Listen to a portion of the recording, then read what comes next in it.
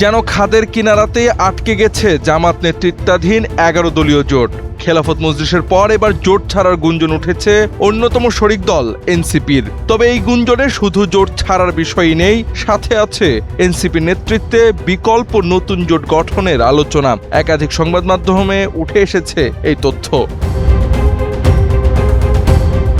NCP শুধু জোটই ছাড়বে না, ১১ দলীয় জোট ভেঙে গড়বে নতুন জোট। বিশেষত কওমি ঘরানার ইসলামপন্থী দলগুলোর সাথে চলছে জোরদার আলোচনা। তবে সবচেয়ে বড় প্রশ্ন হলো, কেন এনসিপি এমন নতুন জোট গঠনের আলোচনা সামনে নিয়ে আসলো, যেখানে এই জোটের কারণেই বিরোধী দলীয় হুইপ পদ পেয়েছেন এনসিপির আহ্বায়ক নাহিদ ইসলাম।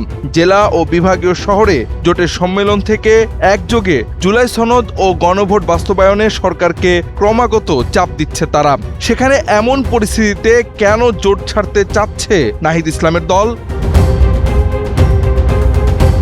অনেকে বলছেন জোটের রাজনীতি নিয়ে এক চরম লাভ ক্ষতির হিসাবে বসেছেন এনসিপির নেতারা। বিশেষত আসন্ন স্থানীয় সরকার নির্বাচন নিয়ে পরিকল্পনা সাজাচ্ছে তরুণদের এই দল। সেখানে সবচেয়ে গুরুত্ব দিয়ে দেখা হচ্ছে ঢাকা দক্ষিণ সিটি কর্পোরেশনের মেয়র নির্বাচনকে।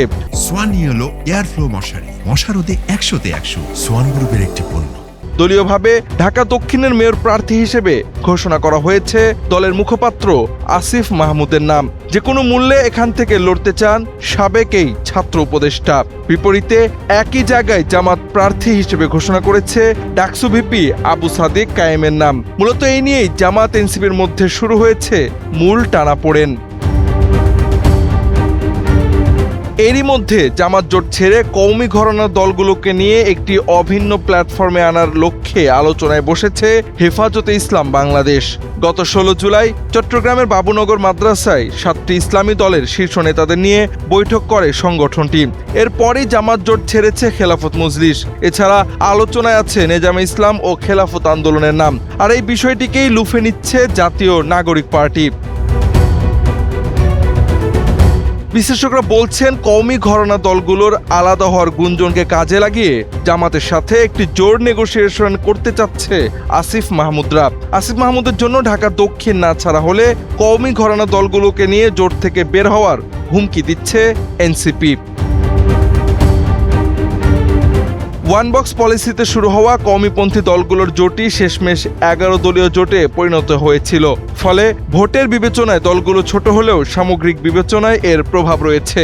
এই প্রভাবেই স্মরণকালে সবচেয়ে ভালো ফলাফল ঘরে তুলেছে জামায়াত। এমন অবস্থায় কওমি ঘরানা দলগুলোর জোট ছাড়া ও এনসিপির বলয়ে নতুন জোট গঠন হওয়া বাংলাদেশ জামাতে ইসলামীর জন্য বিশেষ মাথা ব্যথার কারণ হতে পারে।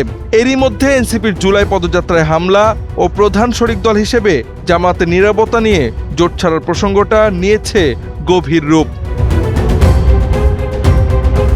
এ বিষয়ে জামাত ইসলামীর সহকারী সেক্রেটারি জেনারেল হামিদুর রহমান আজাদ সংবাদ মাধ্যমকে বলেন, জোটের ভেতরে কোনো সমস্যা বা দূরত্ব থাকলে তা আলোচনার মাধ্যমেই সমাধান করা হবে। কোনো পক্ষ পরিকল্পিতভাবে ঐক্যে ভাঙন ধরানোর চেষ্টা করছে বলে তাদের ধারণা। জাওয়াদ আহমদ, এনপিবি।